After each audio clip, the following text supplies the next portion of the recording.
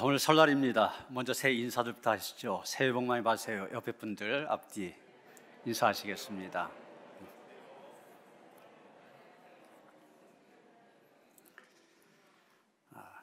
오늘 설날 맞아서 사람들 새해 인사 이렇게 하시고 또 그러면서 또 새해 소원을 빌기도 합니다. 신문에 보니까 서울 남산골 한옥마을에는 이런 보시는 것처럼 소원나무가 만들어져 갖고 저렇게 자기가 소원한 것들 적어갖고 저기다 이렇게 끼워 넣는다고 합니다. 그러면서 새해 소원을 빌기도 합니다. 여러분, 음력 설이지만 다시 한번 새해를 맞이하면서 오늘도 나름대로 소원을 갖고 하나님 앞에 기도하기도 할 것입니다. 그런데 정말 중요한 것은 그 소원이 과연 무엇이며 무엇을 위한 소원이냐, 이것이 중요합니다. 어떤 청년이 소원을 들어주는 요술 램프를 발견하게 됩니다. 그때 그 램프에서 요정이 나타나서 이 청년에게 묻습니다. 주인님, 무슨 소원을 들어드릴까요? 옛날 알라딘의 요술 램프 이런 데서 나왔던, 동화책에서 나왔던 얘기죠. 그랬더니 이 청년 기다렸다는 듯이 이렇게 말합니다. 저는 많은 돈과 세상에서 제일 예쁜 여자와 행복한 결혼을 원합니다. 그때 이 요정이 난처하다는 듯이 말합니다. 꼭 그 세 가지를 다 원하시나요? 청년이 단호한 표정으로 대답합니다. 예, 저는 돈, 여자, 결혼 세 가지가 다 필요합니다. 자기의 소원을 얘기했는데 결국 이 청년 자기의 소원대로 돈, 여자와 결혼을 했던 것입니다. 이게 이해가 되시는 분도 있을 텐데, 돈, 여자, 정신 나간 여자라는 얘기죠. 물론 이제 만들어진 얘기, 유머입니다. 그런데 그런 유머를 통해서 우리가 얻는 교훈이 있습니다. 우리가 소원을 품 때 바른 소원을 품는 것이 중요하다는 것입니다. 우리가 소원이 있다 할지라도 잘못된 소원을 품게 되면 돈, 여자와 결혼하게 됩니다. 우리가 믿는 하나님, 마음의 소원을 품고 산 자에게 반드시 응답하십니다. 아무런 기대나 소원이 없는 자에게는 역사하지 않으시는 하나님이십니다. 오늘 우리가 읽은 시편 27편의 말씀, 여러분 제목을 보면 다윗의 시, 이런 제목이 붙어 있습니다. 오늘 말씀은 다윗이 하나님 앞에서 품고 있었던 한 가지의 소원을 보여주고 있습니다. 여러분, 지금 이 시를 가만히 살펴보면 다윗이 하나님 앞에 소원을 얘기하고 있는데 참 하나님 앞에 소원이 많았을 거다, 이런 상상을 하게 됩니다. 왜냐? 지금 다윗이 처해 있는 상황, 우리 오늘 말씀을 통해 이해할 수 있게 되거든요. 여러분 2절 말씀을 보시면 악인들이 그의 살을 먹으려고 찾아왔다고 그랬어요. 그런데 그때 그를 지키고 보호해야 될 군대가 반역을 일으킵니다. 지금 전쟁이 벌어진 그런 상황이었습니다. 여러분, 우리가 만약 그런 상황에 처했다면 어떤 소원을 비롯했습니까? 아마도 하나님, 나를 괴롭히고 죽이고자 하는 저 악한 대적들 물리쳐 주세요. 저 원수들 물리쳐 주세요. 이번 전쟁에서 반드시 승리하게 해주세요. 이런 것들 구했을 겁니다. 지금 상황이 어려운 상황이니까 구할 것도 굉장히 많았을 것 같지 않습니까? 그런데 놀랍게도 다윗은 내가 여호와께 바라는 한 가지 일이 있다, 그렇게 얘기하고 있습니다. 한 가지 그의 소원을 고백하고 있습니다. 그게 뭡니까? 4절 말씀입니다. 내가 여호와께 바라는 한 가지 일, 그것을 구하리니 곧 내가 내 평생에 여호와의 집에 살면서 여호와의 아름다움을 바라보며 그의 성전에서 사모하는 그것이라. 지금 다윗이 소원을 얘기하고 있는데 이 소원 일시적인 것이 아닙니다. 이 원어를 보면 문법적으로 계속적으로 지속적으로 간구했던 소원을 얘기한 것입니다. 이때뿐만이 아니라 지금 다른 때와는 달리 절박한 상황 속에 처해 있습니다. 그러나 그런 상황 속에서도 다윗은 자기의 안전이라든지 전쟁에서의 승리를 구하지 않았습니다. 그 절박한 상황에서도 그에게 한 가지 소원이 있었는데, 말씀드린 것처럼 이전부터 쭉 가지고 왔던 한 가지 소원이 있었는데, 그게 무엇이냐? 여호와의 집에 살면서 하나님의 아름다움을 바라보는 것, 바로 그것이었습니다. 하나님의 아름다움이 무엇입니까? 바로 자기에게 베푸신 은혜와 사랑을 가리킨 것입니다. 이세 아들 8명이나 되는 아들들 가운데서 막내, 가장 부족한 자신에게 은혜를 베풀어 주셔서 넘치는 축복으로 채워주신 하나님의 사랑, 잊을 수가 없었습니다. 그래서 다윗은 하나님의 성전에서 주님만을 삼으며 산 것, 그것을 자기의 한 가지 소원으로 고백하고 있는 것입니다. 정말 우리가 성경을 보면은 다윗의 신앙생활의 중심은 왕궁이 아니라 하나님의 성전이었던 것을 보게 됩니다. 그는 언제나 하나님의 성전을 자기의 모든 통치와 삶의 중심으로 여겼습니다. 그래서 이 다윗이 왕이 되고 나서 제일 먼저 한 일이 무엇입니까? 법궤, 바로 하나님의 임재의 상징 아닙니까? 이 법궤를 다윗성으로 모셔오는 일, 왕이 되면서 첫 번째 한 일입니다. 그 법궤가 성으로 들어올 때 그는 왕의 체면이나 자존심까지도 다 내려놓았습니다.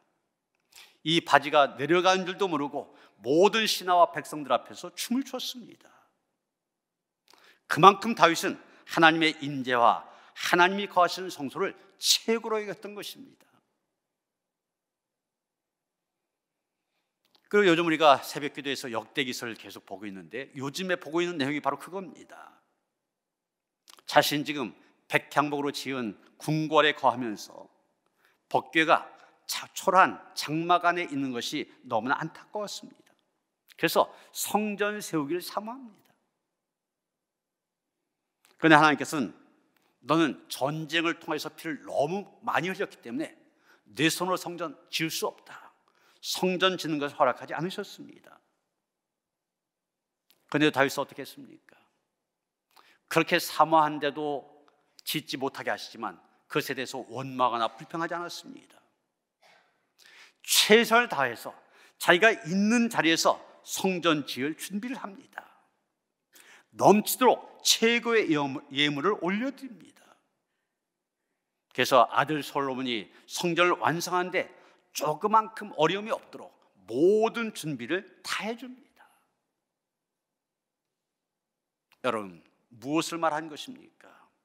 다윗은 항상 성전을 최고로 여겼다는 것입니다. 그래서 우리가 너무나 잘 아는 시편 23편, 여호와는 나의 목자시니, 이 시 아닙니까?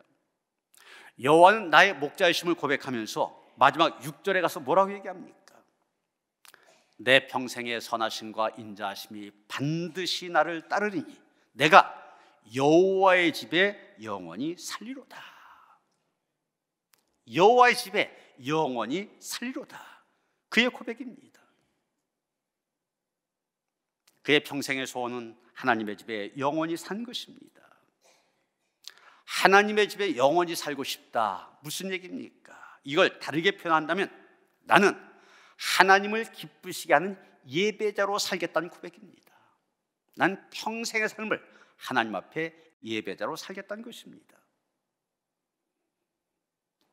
지금 이 시편 27편의 상황도 그렇지만 다윗은 세상에서는 악인들로부터 고통을 당하기도 하였고 대적들에게 목숨의 위협을 느끼는 그런 상황도 있었습니다.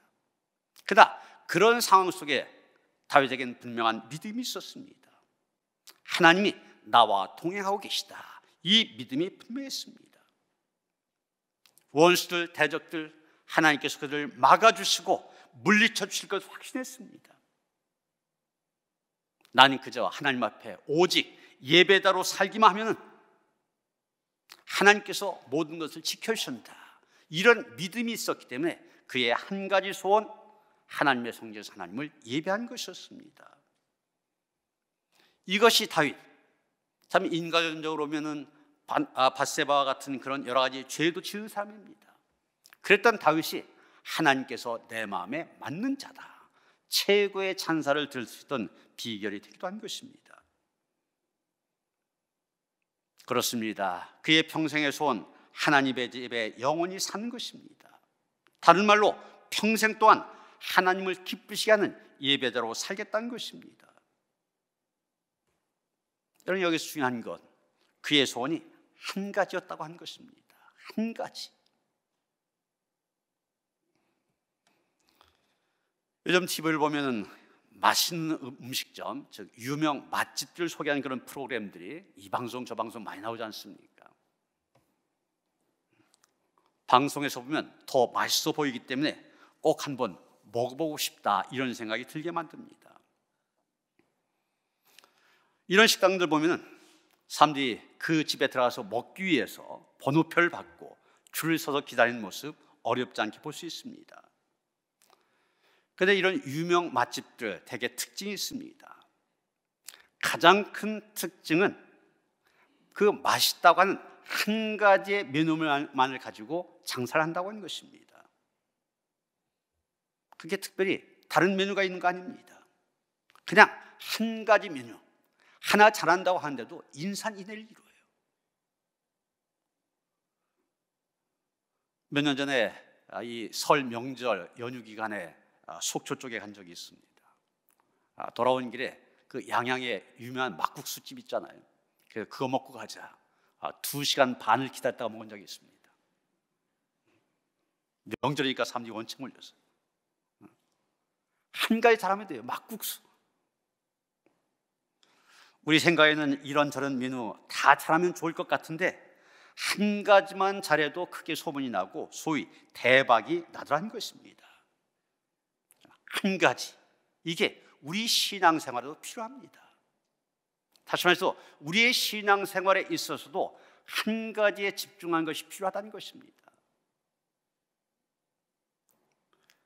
토저 목사님이라고 계시는데 이런 말을 하였습니다. 우리는 짜증스러울 정도로 복잡한 현대 문명사회 속에서 살아가고 있다. 이런 세상을 살아가면서 중요한 것과 그렇지 않은 것을 지혜롭게 구별하지 않으면 인생의 실패자가 될 수 있다. 사소한 것들을 중요한 것이라고 착각하고 거기에 매달리다 보면 파멸을 자초하게 된다. 왜냐하면 사소한 것들의 홍수에 빠져 죽을 것이기 때문이다. 지금 사소한 것들이 당신을 둘러싸고 있느냐? 만약 그렇다면 그것들이 당신의 몸과 마음을 압사시키기 전에 빨리 거기서 빠져나오라. 가장 중요한 것 한 가지를 찾을 수 있어야 된다는 얘기입니다. 이런 퀴리브인이라고 초등학교 교과서부터 나오는 분이 있지 않습니까? 이분이 평상시에 굉장히 가죽 옷을 원했었습니다. 그런데 남편이 생일 선물로 그걸 사줬어요. 굉장히 기뻐하면서도 그녀는 이렇게 말합니다. 여보, 이런 옷은 사주지 않아도 돼요. 나는 당신만 내게 있으면 그저 기쁘답니다. 당신이라고 한 존재가 내게 가장 큰 선물이에요. 당신에게 가장 귀한 존재입니다. 이 말, 그 남편 얼마나 그 말에 기뻐했겠습니까? 토마스 아퀴나스 그러면은 중세기의 위대한 신학자, 어떻게 보면 지금의 기독교 신학의 뼈대를 세운 사람이다, 이렇게 볼 수가 있습니다. 성 어거스틴과 함께 중세시대 양대 산맥입니다. 한번 이 아퀴나스가 깊은 기도에 빠졌을 때 예수님이 나타나셔서 이렇게 말씀하십니다. 아퀴나스야, 내가 나를 위하여 수고를 참 많이 했구나. 또 내가 한 일들 하나가 참 잘하였다. 이제 내가 너의 소원을 하나 들어주고 싶구나. 내가 원하는 것이 무엇인지 내게 말하라. 주님께서 이 아퀴나스와 아퀴나스가 갖고 싶어하는 것 다 주겠다는 겁니다. 내 소원을 말하는 겁니다. 근데 이 아퀴나스 더 생각해 볼 것도 없다는 듯이 즉시 대답합니다. 주님, 제가 원하는 것은 오직 주님뿐입니다. 주님만을 더 충만히 갖기를 원합니다. 여러분, 다윗의 소원 한 가지였습니다. 그것은 아퀴나스처럼 오직 하나님, 바로 그것입니다. 이것이 우리의 소원이 되어야 됩니다. 그래서 우리는 이렇게 찬양합니다. 나 주님의 기쁨 되기 원하네. 내 마음을 새롭게 하소서. 새부대가 되게 하여 주사 주님의 빛 비추게 하소서. 내가 원하는 한 가지 주님의 기쁨이 되는 것. 내가 원하는 한 가지 주님의 기쁨이 되는 것. 여러분, 다윗이면 하나님, 도대체 어떤 분이시기 때문에 다윗은 오직 하나님 한 분만을 소원으로 얘기하고 있습니까? 오늘 본문 1절 보면 다윗은 말합니다. 여호와 나의 빛이시오 나의 구원이시니 내가 누구를 두려워하리요? 여호와는 내 생명의 능력이시니 내가 누구를 무서워하리요?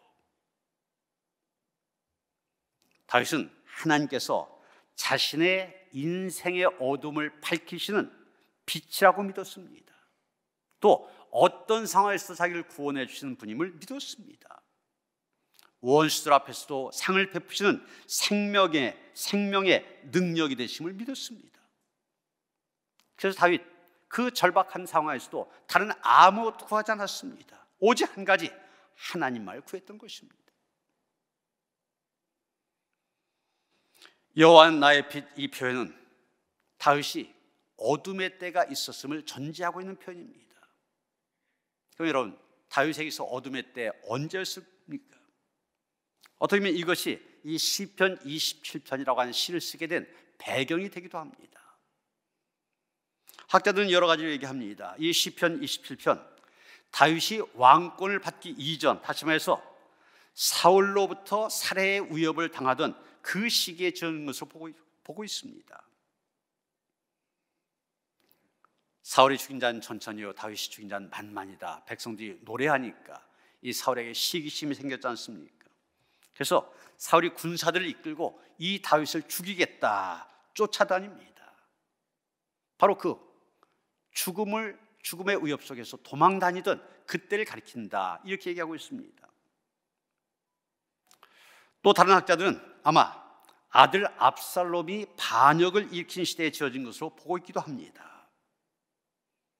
아들 압살롬이 반역을 일으키니까 이 옛날 임진왜란때 선조 대왕이 의주로 피난 갔던 것처럼 이 다윗도 피난을 가지 않습니까? 바로 그때다, 이렇게 본 것입니다.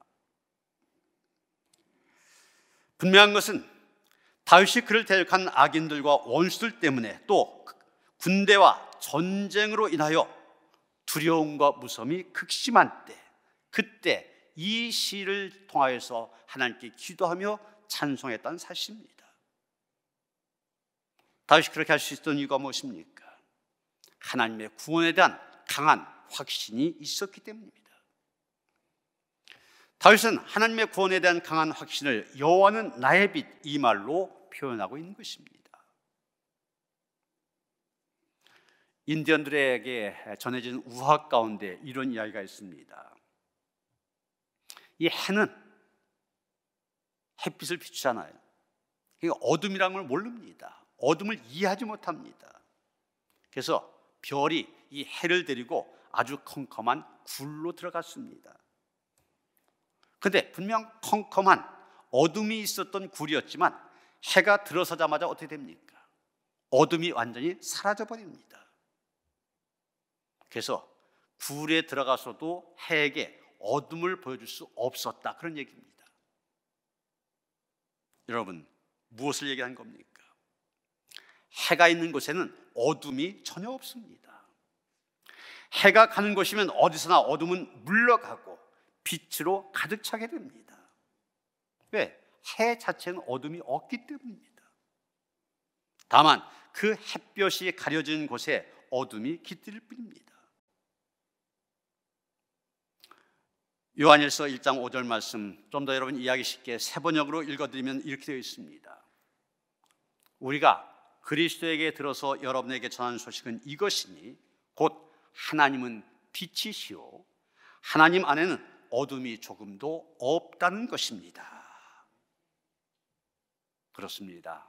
하나님은 모든 빛의 근원이 되신 분이요 빛 그 자체가 되시기 때문에 그에게는 어둠이 조금도 없다고 하는 것 충분히 이해가 되어집니다.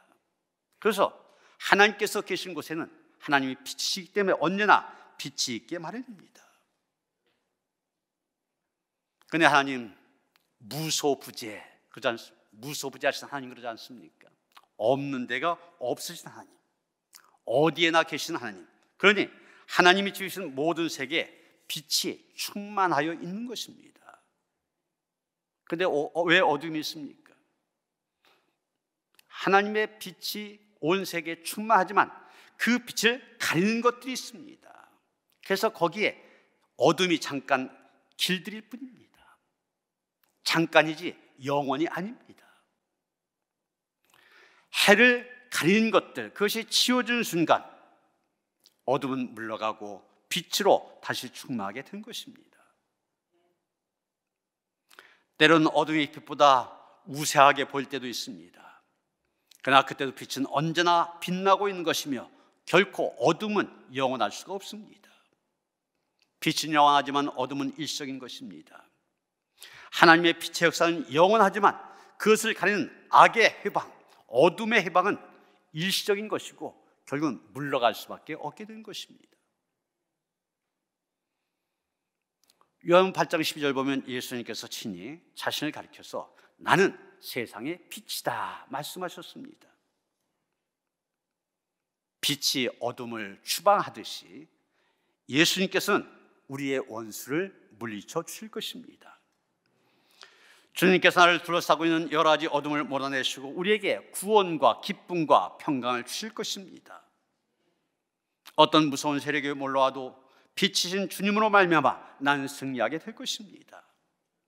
비록 사망의 음침한 골짜기를 걷는다 할지라도 빛이 있다면 두려워하지 않습니다. 빛은 모든 좋은 것을 상징하고 있습니다. 빛은 성경에서 기쁨과 완전 행복을 뜻합니다. 그러기에 주님은 내 생명의 능력이 되신 것입니다.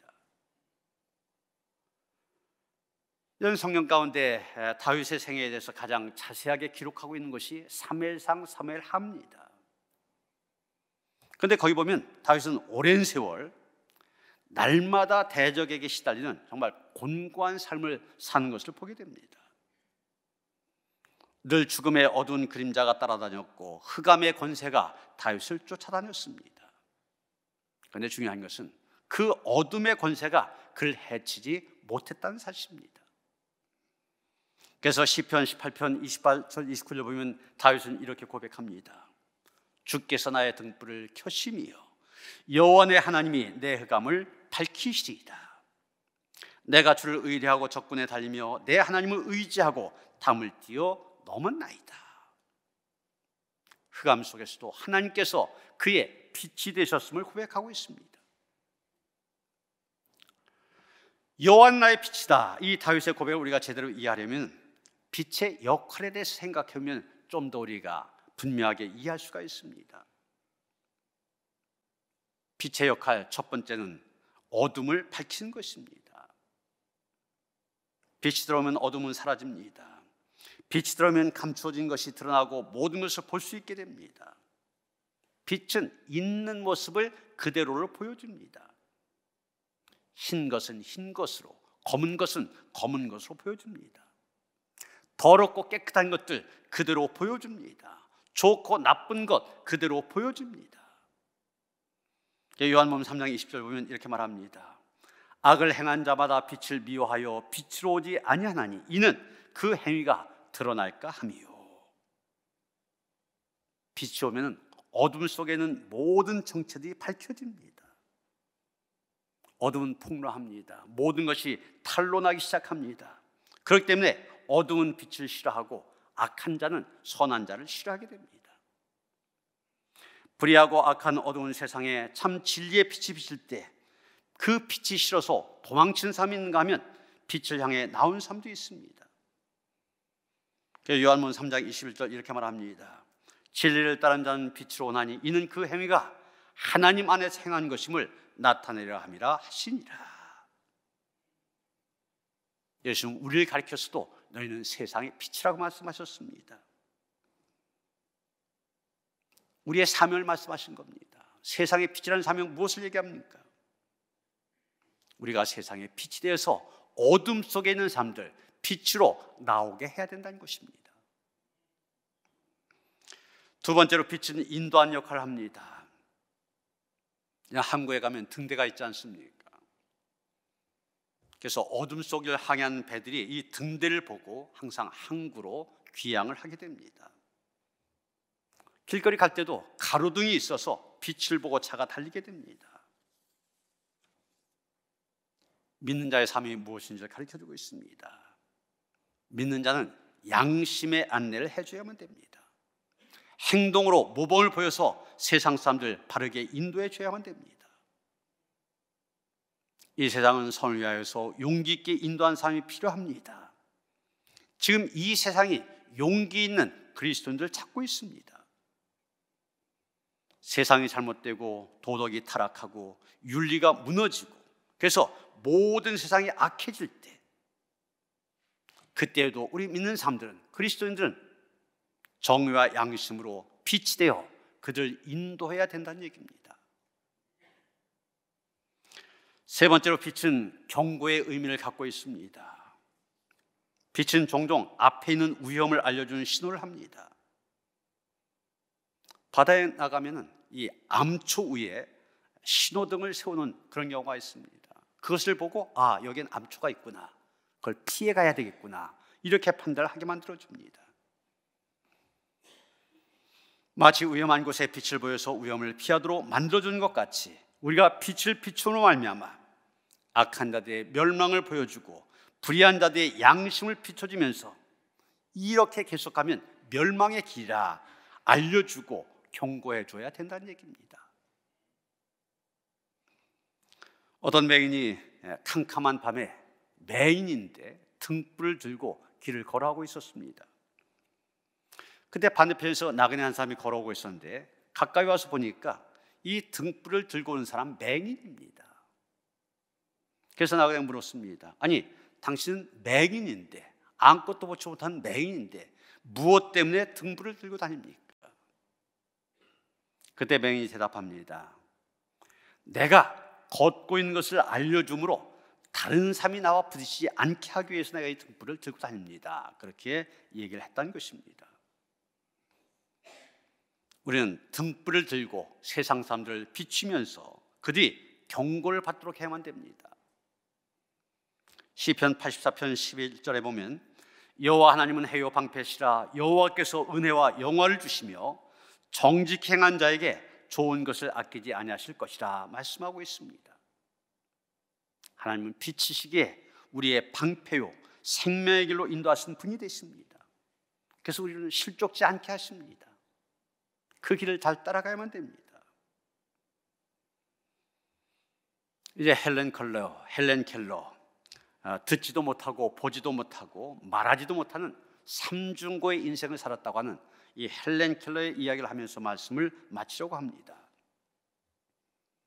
이분이 쓴 글 가운데 3일 동안 볼 수 있다면, 이런 제목의 글이 있습니다. 3일 동안 볼 수 있다면.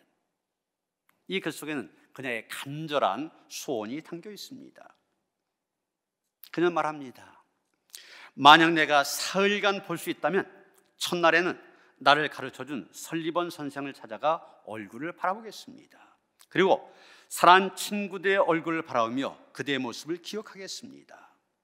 산에 올라 아름다운 꽃과 풀 그리고 빛나는 노을을 보고 싶습니다.